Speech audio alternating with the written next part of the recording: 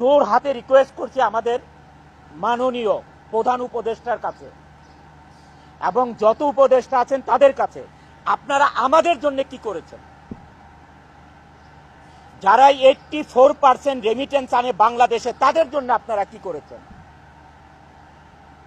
Garments industry সচল রাখার জন্য কি করেছেন?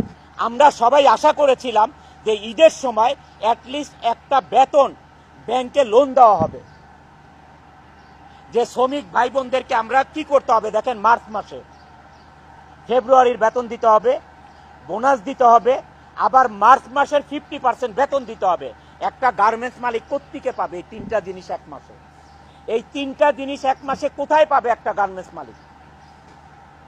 যারা 84% রেমিটেন্স এনে বাংলাদেশের অর্থনীতির চাকা সচল রাখে, তাদের জন্য কি করেছেন?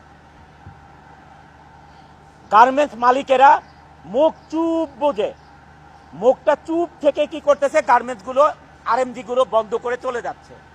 আপনারা একবার চিন্তা করেছেন যে আপনারা যে ইন্ডাস্ট্রিগুলো বন্ধ করে চলে যাচ্ছেন, এই দেশের অর্থনীতির অবস্থা কি হবে? এই দেশের কর্মসংস্থানের অবস্থা কি হবে?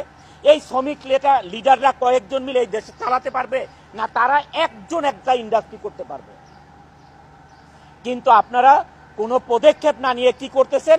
আপনারা গার্মেন্টস গুলো বন্ধ করে যার যার মতো হয়দার গ্রামে চলে যাচ্ছেন, অথবা আপনার গুলশান বনানীর বাসায় বসে থাকতেছেন, অথবা বিদেশের চলে যাচ্ছেন। What is this? এটা কিন্তু আমি অনন্ত জলিল এইটা না করে আজকে আমি প্রতিবাদ জানাচ্ছি যে না, বাংলাদেশে এই আরএমজি সেক্টর থাকতে হবে, না হলে এই দেশ চলার মতন কোনো ব্যবস্থা নাই, কোনো ধরনের ব্যবস্থা নাই।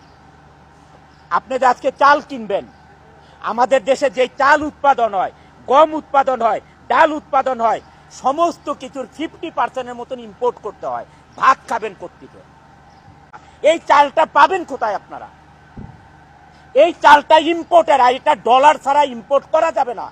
বাংলাদেশের টাকা আজকে কোন দেশ আপনার নিবে না এটা রপ্তানি করতে, আমদানি করতে। কাউকে আপনি টাকা দিলে নিবে না, ডলার দিতে হবে।